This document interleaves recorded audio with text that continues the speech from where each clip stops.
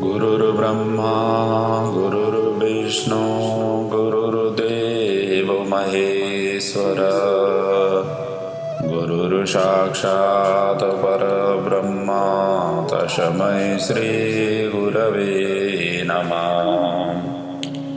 ओम असतो मा सद्गमयः तमसो मा ज्योतिर्गमयः मृत्युर्माऽमृतं गमय।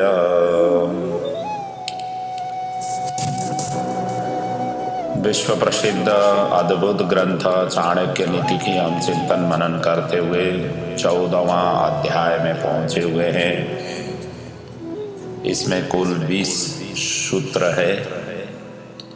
बड़ा अद्वितीय अद्भुत इस ग्रंथ के प्रत्येक सूत्र में कुछ न कुछ भाव छिपा हुआ है, कुछ न कुछ ज्ञान छिपा हुआ है, और जिससे हम जीवन में, जिसकी चिंतन मनन से हमारा जीवन सहज और सरल बनने में सहायक सिद्ध होती है।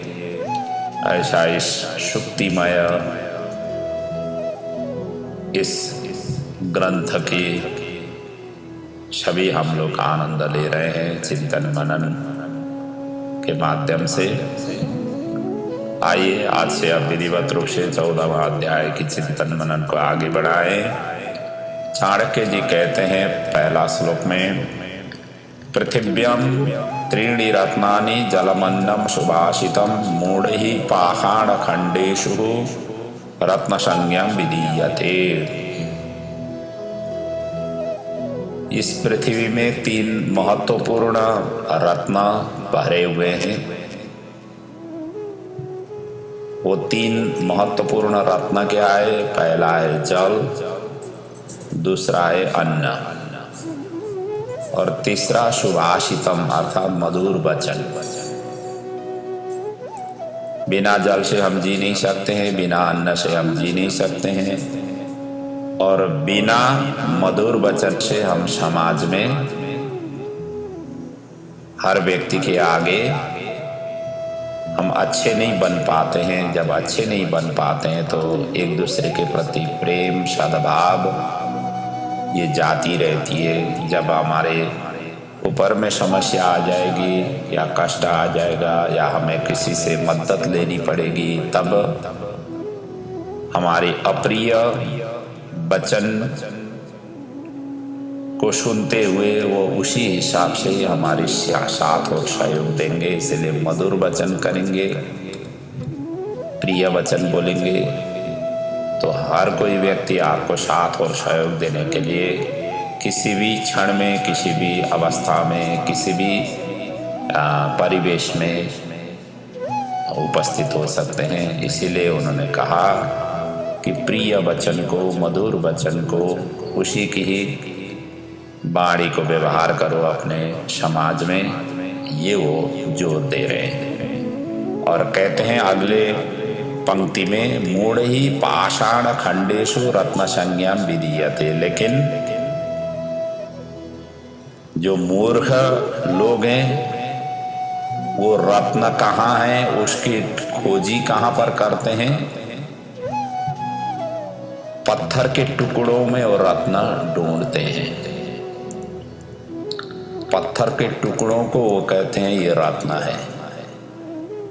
लेकिन पत्थर का टुकड़ा चाणक्य की दृष्टि में रत्न नहीं है। रत्न तो ये है, अन्न है, जल है और मधुर भाषण है। ये है उनकी भाव। तो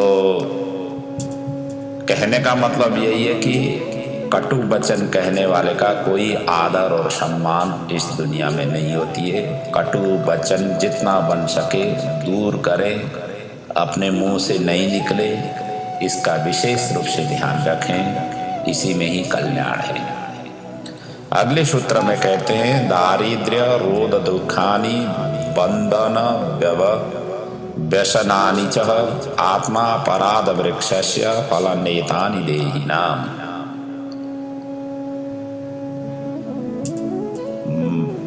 इस मनुष्य चोला से यदि हमने अधर्म कमाया उसका फल क्या होता है वो बता रहे हैं। जो आत्मा अपराध वृक्षस्य, ये शरीर रूपी इस अपराध वृक्ष से अर्थात इस वृक्ष से यदि हमने अपराध कार्य किया, अधर्म रूपी कार्य किया, तो इसका फल इस वृक्ष रूपी शरीर से फल क्या प्राप्ति होती है। कहते हैं पहला तो है दारिद्र्यता, अधर्मी लोगों को ज्यादातर दारिद्र्यता का सामना करनी पड़ेगी। दूसरा है रोग, तीसरा है दुख, चौथा है बंधन। बंधन कहते हैं माया मोह आसक्ति, और अंतिम कहते हैं व्यसन, जो लत लगती है। व्यसन कहते हैं कोई भी किसी भी कार्य की करने की, जो गलत कार्य करने की ज्यादा प्रवृत्त होना। तो कहने का मतलब मनुष्य को अधर्म मार्ग पर नहीं चलना चाहिए। अधर्म मार्ग में चलने से हमें दुख और पीड़ा ही भोगनी पड़ती है। इसलिए अधर्म मार्ग को हाथ जोड़ो, धार्मिक प्रवृत्ति में संलग्न हो जाओ। धर्म अर्थात दूसरे की परोपकार करो, सज्जन पुरुष का सत्संगत करो, आर्ष ग्रंथों का चिंतन मनन करो। ये सब चीज और मीठी वचन से सभी को व्यवहार करो। ये सभी के सभी सत्कार्य हैं। इन सत्कार्यों से ही हमारा जीवन सहज होगा, सरल होगा, आनंददायी होगा। ये उनका कहने का भाव है। अगले सूत्र में कहते हैं पुनर्वित्तम पुनर्मित्रम पुनर्भार्या पुनर्मही एतत् सर्वं पुनर्लभ्यम न शरीरम पुनः पुनः। ये शरीर बार बार हमें प्राप्ति नहीं होती है। ये 84 लाख योनियों के पश्चात हमें मनुष्य देह मिला हुआ है। मनुष्य देह फिर बार बार हमें प्राप्ति नहीं होती है, और इतना अक्ल भी हमें बार बार नहीं मिलेगी। इसीलिए इस शरीर से जितना बन सके सत्कार्य करो, क्योंकि बाकी चीज तो आपको मिल सकती है। क्या क्या? पुनर्वित्तम, धन दौलत आपको बार बार मिल सकता है। पुनर्मित्रम, एक मित्र नाराज हो गए, दूसरे मित्र मिल सकते हैं, मित्र हम बना सकते हैं। और पुनर्भार्या, स्त्री भी हमें मिल सकती है, दूसरी स्त्री। और पुनर्मही अर्थात पृथ्वी भी हमें बार बार मिल सकती है। एक क्षेत्रों में हमने जमीन ले लिया, दूसरे क्षेत्रों में भी हमारा पौरख के माध्यम से दूसरे क्षेत्रों में हम जमीन खरीद सकते हैं, तीसरे चौथे क्षेत्रों में भी खरीद सकते हैं। मतलब जगह जगह पर हम जमीन खरीद सकते हैं। और ये सब चीज पुनर् हो सकती है, परंतु मनुष्य शरीर पुनर् हमें प्राप्ति नहीं होगी। इसलिए जो कुछ भी करना हो इसी शरीर से ही करो और कल्याण के भागी बन जाओ। मानव शरीर दुर्लभ ये देह है। मानुषो देह, मानुष का जो देह है वो दुर्लभ देह है। इस देह से जितना बन सके सत्कार्य करो, ईश्वर का चिंतन मनन करो। इसी से ही हमारी जीवन कल्याण की ओर जा सकती है, क्योंकि यही हमारे ये पांच भौतिक शरीर छोड़ने के पश्चात यही साथ में जानी है। इसलिए जितना बन सके पुण्य कर्म की संचय करो। जब भी ऐसा मौका मिले, अवसर मिले, उसको चूकने नहीं दो, उसको पकड़ने की कोशिश करो। ये है उनकी। अगले सूत्र में कहते हैं बहूनाम चैव सत्वानां समवायो रिपुंजय वर्षाधार धरो मेघ स्त्रीडैरपि निवार्यते। ये कहते हैं बहूनाम चैव सत्वानां समवायो रिपुंजय, अर्थात ज्यादा लोग आक्रमण करेंगे तो शत्रु पर हम विजय प्राप्त कर सकते हैं। जितना ज़्यादा सैनिक होंगे उतना मजबूत होगा शत्रुओं को शत्रु के ऊपर विजय प्राप्त करने के लिए। जैसा कि यहाँ उदाहरण दे रहे हैं, जैसा कि बारिश अत्यंत हो, जोर से बारिश गिरे, लेकिन छप्पर में यदि आपने तृण मतलब घास की जो छप्पर बनती है, आजकल तो ज़्यादातर पक्के घर होते हैं, वहाँ पर ये नहीं होता है, या कई घरों में दूसरे जस्ता या टीन लगाया जाता है, वहाँ पर भी नहीं टाइल आदि लगाया जाता है। पहले पहले के ज़माने में होता था, और आज भी देखने को मिलता है गाँव में, जो घर के जो ढकने के लिए छत्तर जो लगाया जाता है वो घास की होती है, सूखी हुई घास, और लंबी लंबी घास के तिनकों को एकत्रित करके बड़े मोटे ताजे पैमाने में उस घास को छत के ऊपर में लगाया जाता है। और चाहे जितना बड़ा बारिश हो या ओले ही गिरे, फिर भी जो है ना वो बारिश के जो पानी है सारा का सारा अंदर नहीं आता है, वो तिनके के माध्यम से ही उस पानी को बाहर निकाला जाता है। अर्थात वहाँ तिनके ज़्यादा इकट्ठा होने से वो पानी की इतना मजबूत बारिश को भी वो सामना कर सकता है। कहने का मतलब ज़्यादा सैनिक हो जाए तो उसी प्रकार हम भीषण शत्रु के ऊपर भी हम विजय प्राप्त कर सकते हैं। और इसका भाव यही है कि संगौ शक्ति कलेऊ युगे, एकता इकट्ठा होना ही बल का प्रतीक है। जहाँ कहीं भी हम रहे हुए हैं, सभी के साथ में प्रेम भाव रखें, सभी के साथ में एकता का भाव रखें, एक दूसरे के साथ और सहयोग दें, और इसी से ही अपना जीवन और दूसरे का जीवन, समाज का जीवन कल्याणमय होगा। ये भाव है। अगले सूत्र में कहते हैं, जले तैलम खले गुह्यम पात्रे दानम मनागपि प्राज्ञे शास्त्रम स्वयं याति विस्तारम वस्तु शक्तितः। कहते हैं इन चीजों में थोड़ा सा भी वो भाव हो जाएगा तो उसके ही आधार पर अपने शक्ति से वो विस्तार कर लेते हैं, उसको फैलाते हैं। थोड़ा सा भी कहते हैं ना, थोड़ा संकेत से ही व्यक्ति क्या करना है उस तरफ लग जाता है। इशारा ही काफी होती है। जो बुद्धिमान लोग हैं, संकेत ही काफी होती है। उसी भाव को यहाँ पर इस सूत्र में व्यक्त किया गया है। कहते हैं जले तैलम, जैसे पानी में तेल, और खले गुह्यम, जो दुष्ट प्रवृत्ति के व्यक्ति हैं उनके आगे गुह्य कोई गोपनीय बात है, और पात्रे दानम, जो सत पात्र है उसके ऊपर दिया गया दान, और मना प्राज्ञे शास्त्रम, कहते हैं बुद्धिमान के पास जो शास्त्र का ज्ञान यदि उनके पास में थोड़ा सा भी हो तो अपने शक्ति के अनुसार वो विस्तार कर लेते हैं। आप जल में थोड़ा सा तेल डालेंगे तो तेल कितना जल्दी से वो फैल जाता है। पूरे जल के जितने पात्र है, एक बूंद भी आपने तेल उसमें डाला हुआ है तो सारा का सारा पात्र में फैल जाता है।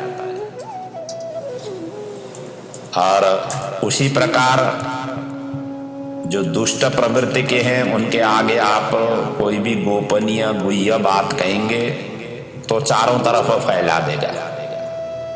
वो तो चाहता ही ऐसा ही है, दुष्ट तो यही चाहता है, तो फैल जाती है। और उसी प्रकार जो सतपात्र को दान दिया जाता है वो आगे जा करके वो सतपात्र क्या करेगा, आपका दान का परोपकार के ही कार्य में लगाएगा। जो भी कार्य करेगा उस दान से अच्छे ही कार्य में वो उस धन को व्यय करेगा, प्रयोग में ले आएगा। और इसी प्रकार जो बुद्धिमान व्यक्ति है उनको शास्त्र का ज्ञान थोड़ा सा भी हो जाए तो उसकी ही आधार पर वो आगे की अन्वेषण करने लग जाता है, आगे के लिए मेहनत करने लग जाता है। वैसे भी अब विद्यालयों में शिक्षक थोड़ी सारा का सारा पढ़ाते हैं, लेकिन जो बुद्धिमान व्यक्ति है, विद्यार्थी हैं, वो इतना डीपली उसमें चले जाते हैं और अपने शिक्षक से भी योग्य बन करके वो निकलते हैं। और वहीं पर कक्षा प्रकोष्ठ में तो सभी को बराबर ही शिक्षा दिया हुआ होता है, लेकिन जो ध्यान नहीं देते वो किस तरीके से अपने जो है ना पढ़ाई को कैसे आगे बढ़ा नहीं पाते हैं, क्योंकि जो इशारा ही काफी है। जो शिक्षक ने थोड़ा सा इशारा कर दिया, बुद्धिमानी व्यक्ति उसके पीछे लग जाता है और मूर्ख व्यक्ति उसमें ध्यान नहीं देता है। इसलिए जो है ना मूर्ख व्यक्ति की रैंक अलग होती है, बुद्धिमानी व्यक्ति की रैंक अलग हो जाती है। वो अव्वल होकर के बुद्धिमानी व्यक्ति निकलते हैं विद्या अध्ययन के पश्चात, और दुष्ट प्रवृत्ति के व्यक्ति निम्न होकर के निकलते हैं। कई तो फेल ही हो जाते हैं, बार बार एक ही कक्षा में वो बैठे रहते हैं। ये सब चीजें अगले सूत्र में कहते हैं, धर्माख्याने श्मशाने च रोगीणाम या मतिर्भवेत सा सर्व दैव तिष्ठेत चेत को न मुंचेत बंधनात्। यहाँ पर ये कह रहे हैं कि इन क्षेत्रों में जाने के बाद या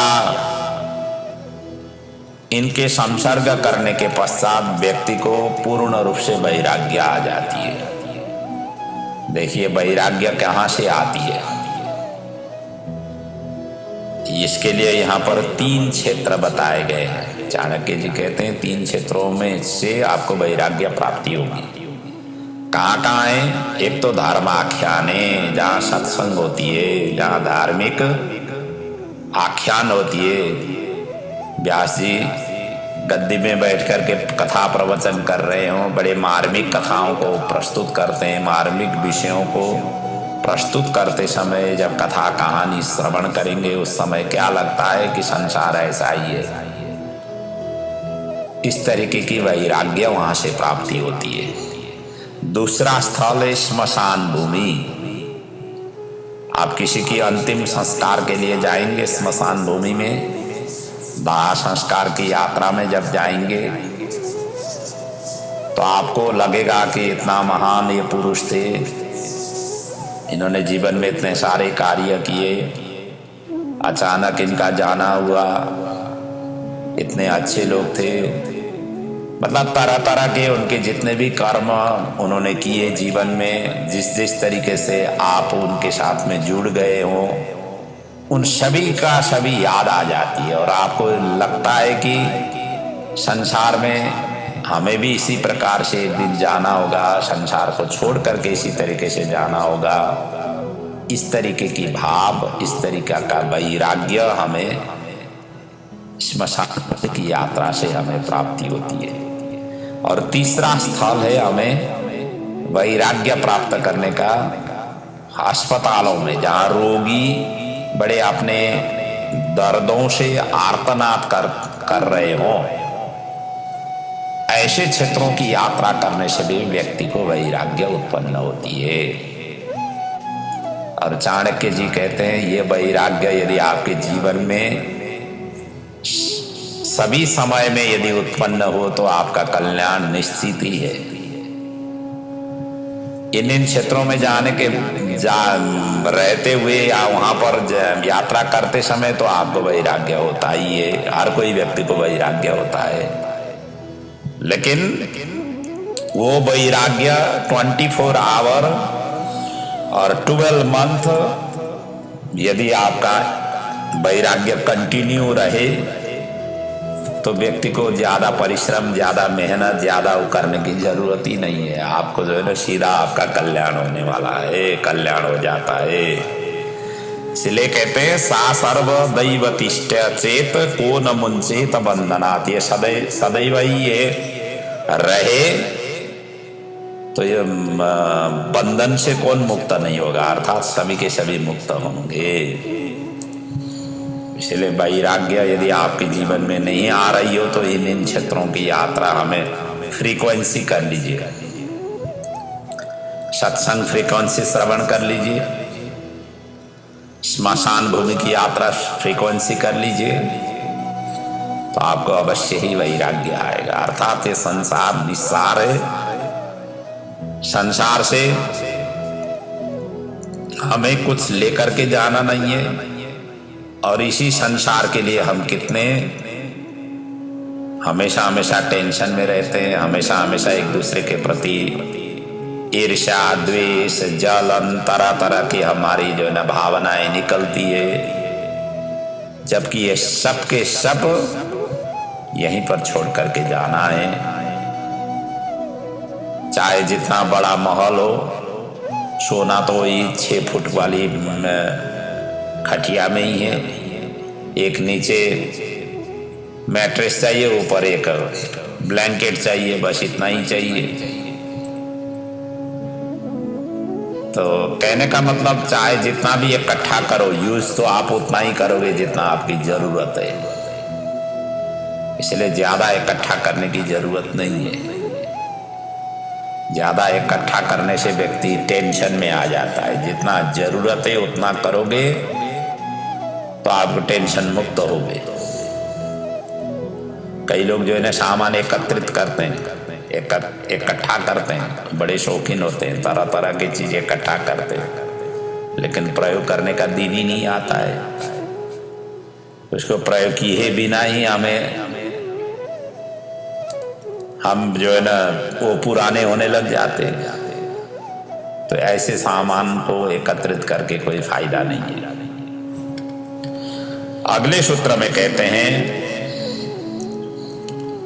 उत्पन्ना पश्चातापस्य बुद्धिर्भवति यादृशी तादृशी यदि पूर्वं स्यात् कस्य न स्यान्महोदय।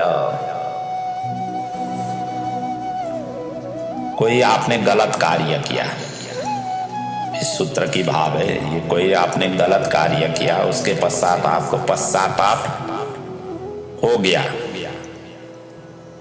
होता भी है ये, काइन गलत कार्य किया है तो गलत कार्य करते समय तो व्यक्ति अंधा होता है, उस समय समझ में नहीं आता है मैं ठीक कर रहा हूँ कि गलत कर रहा हूँ। लेकिन वो करने के पश्चात यदि ठंडे दिमाग से सोचे तो उसको पश्चाताप आ जाता है, वो अपने आप ही निकलता है।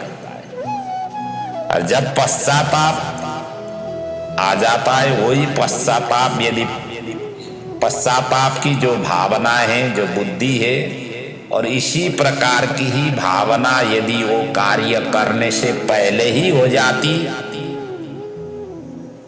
तो व्यक्ति पास ये अप्रिय कार्य करता ही नहीं था, और जब करता ही नहीं था तो उसका भाग्य का उदय अर्थात उसका कल्याण तो सुनिश्चित है। उसके लिए और दूसरा मेहनत करने की जरूरत ही नहीं है, उसी से ही उसका कल्याण है। अर्थात गलत कार्यों से हमेशा हमेशा रुक जाना चाहिए। गलत कार्य नहीं करें, अपने हाथों से जितना बन सके अच्छे कार्य करें। अपने मन से, वाणी से, शरीर से करना है तो अच्छे कार्य करो। गलत कार्य के लिए इस शरीर को नहीं लगाओ, इस मन, वाणी, बुद्धि को नहीं लगाओ। इससे क्या होगा, सामने वाले को तो आप जो है ना दुख दे ही रहे हो। गलत कार्य करने का मतलब दूसरे को दुख देना है, और खुद भी दुखित हो जाओगे। इसलिए इसे हमेशा हमेशा बचना चाहिए, ये विश्वास है। अगले सूत्र में कहते हैं दाने तपसी शौर्यम च विज्ञाने विनये नये विस्मयो नहीं कर्तव्यो बहुरत्ना वसुंधरा। आप इन चीज को कार्य करते समय आपको कभी भी विस्मय और आश्चर्य नहीं होना चाहिए। क्या क्या? दाने दान करते समय, तपस्या करते समय, शौर्य वीर पराक्रमता दिखा वीरता में, और विज्ञाने ज्ञान में, विनय मतलब नम्रता करते समय, किसी के आगे नम्र होकर के प्रस्तुत होते समय। और इसमें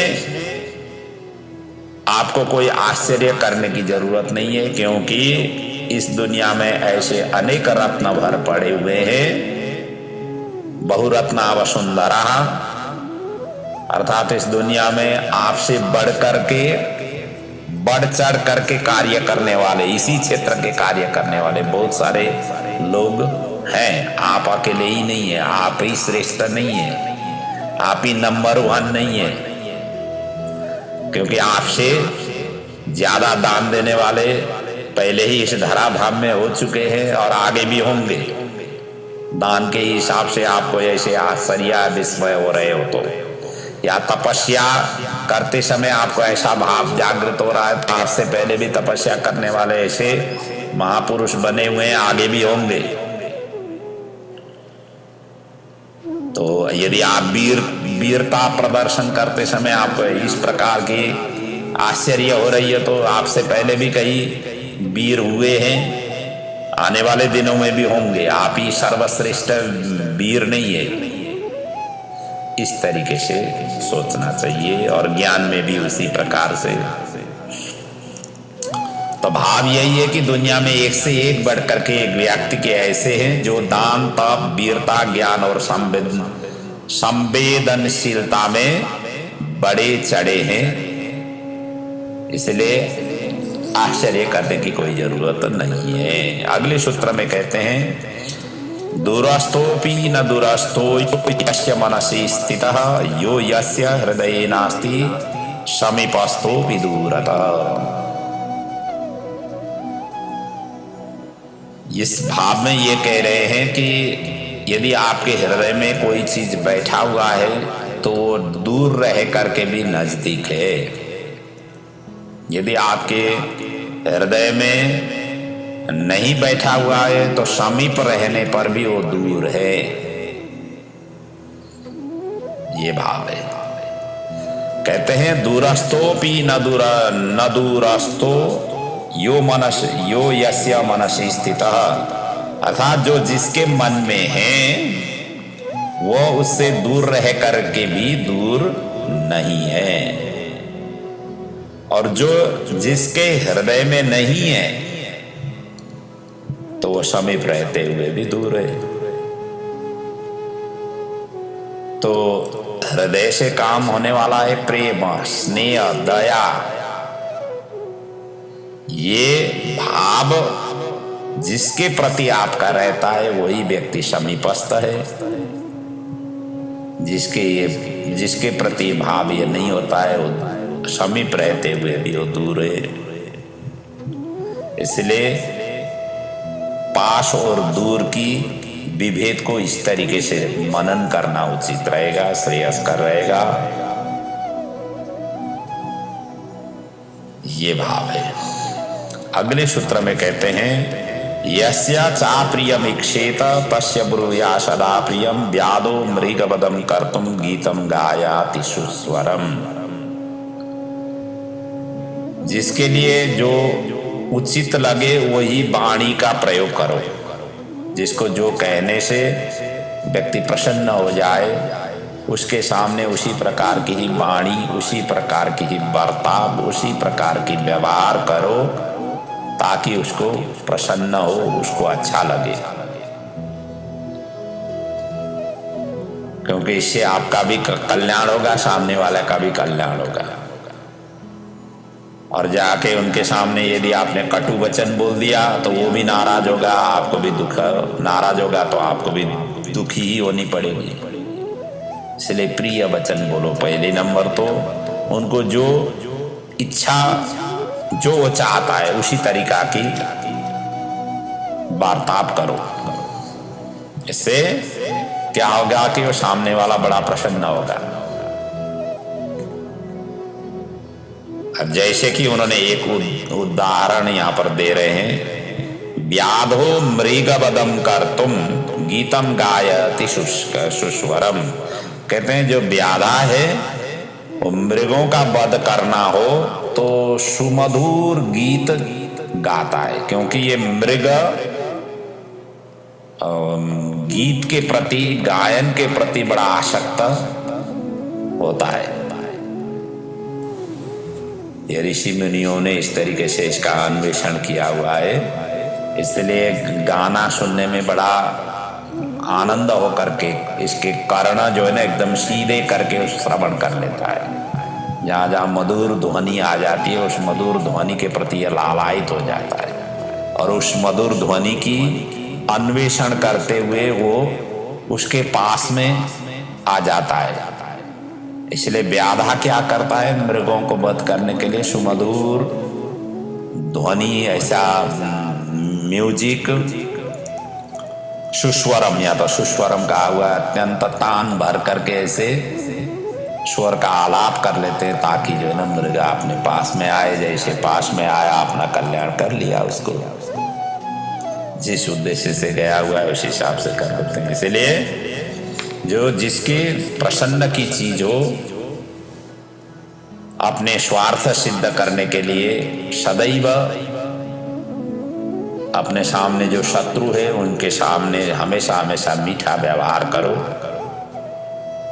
मीठा व्यवहार करके उसको अपने बस में रखो, मधुर वाणी से उसको बस में रखो।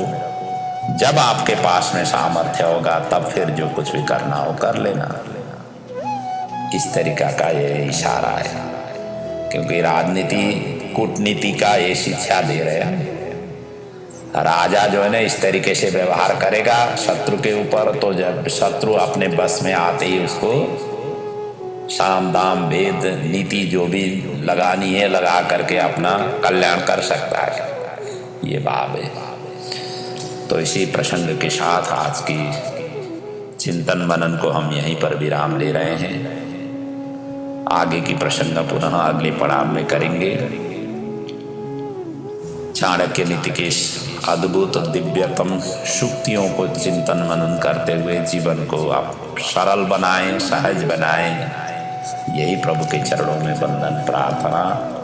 ओम पूर्णमदः पूर्णमिदं पूर्णात् पूर्णमुदच्यते पूर्णस्य पूर्णमादाय पूर्णमेवावशिष्यते।